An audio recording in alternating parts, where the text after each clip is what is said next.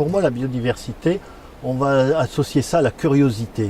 Je trouve que c'est intéressant d'avoir toujours en arrière-plan un petit côté observation, recherche, développement, parce qu'il y a toujours des choses à découvrir et de ces choses découvertes, eh ben, on en tire des enseignements et peut-être des actions nouvelles, etc. Et c'est ça qui m'intéresse dans le programme Biodiversité, et puis de partager avec des gens qui sont compétents dans leur domaine, par exemple des entomologistes, des ornithologues, des agronomes, et tout ça, tous ces savoirs réunis, ben, ces échanges d'idées permettent d'arriver à comprendre mieux le milieu dans lequel on se trouve. Dans les années 90, j'ai planté peut-être à peu près 2 km de haies, mais alors une haie diversifiée avec plein d'essences entre j'avais planté à l'époque du calocèdre, de l'aulne à feuilles en cœur, du charme houblon, du micocoulier, enfin plein de choses.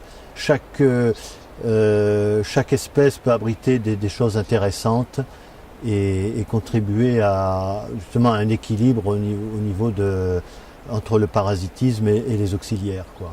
On a mis en place des bandes fleuries qui sont réparties juste à proximité des champs de melons, et on a constaté que il y avait un regain de pollinisateurs, notamment, qui étaient attirés par ces bandes fleuries. Un entomologiste anglais était venu et avait compté 40 pollinisateurs différents qui travaillaient sur ces bandes fleuries. On en a conclu que c'était intéressant de mettre des bandes fleuries tout près des champs de melons. D'une part, ça stimule les abeilles, ça stimule les pollinisateurs sauvages, et tout ça, c'est bénéfice pour la nature et pour le melon. J'ai la chance, je peux dire ça comme ça, d'avoir des parcelles qui sont dans la zone Natura 2000. Ce qui fait que moi, ça me permet d'observer beaucoup d'oiseaux, de plantes aussi, un petit peu rares.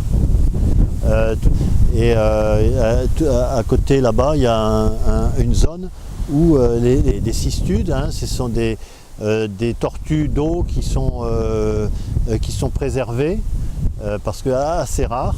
Et j'ai mis des bandes enherbées tout le long des marais pour qu'elles puissent se reproduire. Alors la biodiversité, c'est aussi la biodiversité cultivée, en faisant plusieurs cultures sur l'exploitation. On a du blé dur, on fait du colza, et puis on fait la production de semences de tournesol, semences de maïs, et puis on fait aussi notre principale culture au niveau revenu, du melon.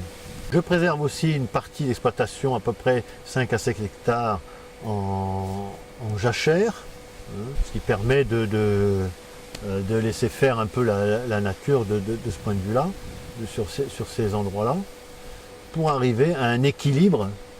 Finalement, c'est ça, c'est arriver à un équilibre entre les auxiliaires et les parasites et les cultures pratiquées.